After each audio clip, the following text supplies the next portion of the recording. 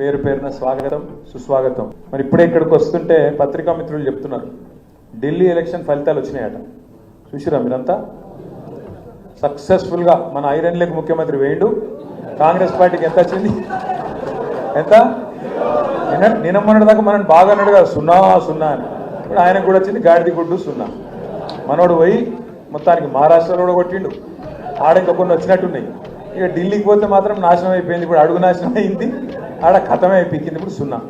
కానీ ఒక్కటి మాత్రం రాహుల్ గాంధీకి మనందరం మంచిగా సపోర్ట్లు కొట్టి అభినందనలు చెప్పాలి. రాహుల్ గాంధీ అంటే ఏం చేస్తుండే దేశంలో యాడాడ నిలబడుతుండో కాంగ్రెస్ పార్టీ అలాగే ఎక్కడెక్కడైతే నిలబడుతుందో వేరుగా అక్కడ బీజేపీని మాత్రం గెలిపించి వస్తున్నాడు. పక్క అక్కడ అందరూ నొడగొట్టి బీజేపీని గెలిపించి వస్తాడు. ఇవాళ ఈ దేశంలో నిజంగా చెప్పాలంటే నరేంద్ర మోడీకి బీజేపీకి అతిపెద్ద కార్యకర్త ఎవడన్నా ఉన్నాడా అంటే రాహుల్ గాంధీ, రేవంత్ రెడ్డి. బడే బాయ్ చోటే బాయ్. మీకు అందరికీ మన తెలంగాణలో కూడా సిల్కర్ చెప్పినట్టు చెప్పిండు కేసీఆర్ సార్. ఏం చెప్పిండు ఎలక్షన్లకు ముందు? అరే కాంగ్రెస్కు దబ్బన ఓటేస్తే తప్పిదారి, రైతు బంధు రామ్ అవుతుందని చెప్పిండా? అయిందా? ఇప్పుడు మళ్ళీ ఎక్కడోళ్ళు అక్కడ రైతులు మైకు పెడితే ఎట్లా తిడుతురు? అమ్మతో చెప్తున్న కిసోటి తిట్లుంటాయని కూడా తెలియదు నాకు. అరే అరే ఏం తిట్లా? నేను తాత తిడుతుండే 4.5 నిమిషాలు ఉంది ఆ వీడియో. ఒక 4.5 నిమిషాలలో ఒక 400-500 తిట్లు తిట్టిండు. ఇంకోడు రేషం ఉన్నోడైతే ఇక్కడ బాయిల నీళ్లు పోసుకొని దుంగి చచ్చిపోతుండే. రేవంత్ రెడ్డి కాబట్టి నడిచిపోతుంది, కానీ రేషం లేదు మనులేదు ఆయనకు. నిజంగా ఆయన చూస్తుండో లేదో రేవంత్ రెడ్డి గారు దయచేసి చూడకు, చూస్తే తట్టుకోలేవు. ప్రజలు సంవత్సరం లోపలనే గుర్తించారు. వికారాబాద్లో మీరు ఇవాళ ఏ ఊరికన్నా పోండి, ఏ ఊరికన్నా మీ ఇష్టం.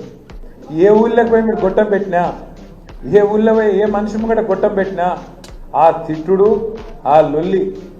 నమస్తే సార్. పెద్దలు కేసీఆర్ గారు ఎప్పుడు చెప్తుంటారు, ఏ సంస్థలనైనా ఏ పార్టీలనైనా 2 రకాల వ్యక్తులు ఉంటారు. ఒకటి పోరాటవాదులు, అంటే ఫలితం ఎట్లున్నా, ఎవరు అవతల ఎంత శక్తివంతుడున్నా, మా సబితక్క లెక్క మొన్న మీరు చూసింటారు మహేశ్వరంలో కాంగ్రెస్ వాళ్ళు అవమానిస్తే ఆడబిడ్డను లేదా అవతలోడు అధికారంలో ఉన్నాడు అని ఆలోచించలేదు. కింద అక్కడనే కూర్చున్నది అంటే మొత్తం రాష్ట్రం అంతా అగ్గిపెట్టి మొత్తం రేవంత్ రెడ్డికి చుక్కలు చూపెట్టింది. ఆడ నిమిషం మైకి అని గడగడ వణికిపోతున్నాడు. ఎందుకు? ఎవ్వలకు మన టీఆర్ఎస్లకు మైక్ ఇచ్చిన ఫుట్బాల్ ఆడుతున్నారు అసెంబ్లీలో. అందుకే భయపడి ఒక్క ప్రశ్నకు సమాధానం చెప్పే తెలివిలేదు. ఒక్క ప్రశ్నకు సమాధానం చెప్పే తెలివిలేదు. వీళ్ళే కదా చెప్పింది, మనం ఏమైనా అడిగినామా? ఏమన్నారు ఆ రోజు రేవంత్ రెడ్డి గారు రుణమాఫీ విషయంలో? ఎంబడే ఊరుకుండ్రి బ్యాంకుకు. డిసెంబర్ 9 లోపల ఎప్పుడన్నా పోయి 2 లక్షలు తెచ్చుకోండి, నేను వస్తూనే ఉండి సంతకం పెడతానే ఉంటా అన్నాడు. అయిందా మరి? ఏ ఊళ్ళో చారణ అయిందా రుణమాఫీ? అందుకే రేవంత్ రెడ్డి గారిని అడిగినాం అసెంబ్లీలో, మైకు దొరికింది. దొరికితే అడిగినా, ఏ ఊరికి పోదామా చెప్పు, నీ కొండారెడ్డిపల్లె పోదామా, నీ సొంతూరు, లేదా కొడంగల్ పోదామా, యాడికి పోదామో చెప్పు, నువ్వే చెప్పు.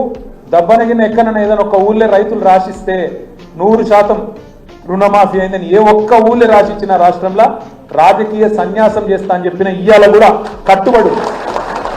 ఎక్కడ కాలే రుణమాఫీ. 100% రుణమాఫీ అనేది పచ్చి బోగస్. నిజంగా చెప్తున్నా రేవంత్ రెడ్డి గారు, నీ ఆరోగ్యం మీద ఫికర్తో చెప్తున్నా, పొరపాటున కూడా సెక్యూరిటీ లేకుండా ఊళ్ళకు పోతే మాత్రం రైతులకు దొరికితే అది లగచర్ల కాదు, రోడ్డు బండ తాండ కాదు, ఎక్కడ పోయినా రోడ్లేసి దంచినట్టు దంచి ఉరికించుకొట్టేటట్టున్నారు. రేవంత్ రెడ్డి ఇంకోలా చూసుకోలేట్లు లేరు. రైతులు ఇవాళ కాంగ్రెస్ వాళ్ళు ఓట్లు అడిగేందుకు వస్తే దంచి కొట్టడానికి సిద్ధంగా ఉన్నారు. దయచేసి కాకపోతే నేను మిమ్మల్ని కోరేది ఒకటే, ఇవాళ మనం చూస్తున్నాం ప్రజలు కోపంగా ఉన్నారు. వాస్తవం, రుణమాఫీ కాలే. కేసీఆర్ గారు చెప్పినారు రైతు బంధుకు రామ్ అవుతుంది కాంగ్రెస్ వస్తే అని చెప్పినట్టే కేవలం ఎలక్షన్లు ఉన్నప్పుడు పార్లమెంట్ ముందు, అది కూడా మనం ఎన్నికల ముందు దాచిపెట్టిపోయిన పైసలు వేసినట్టు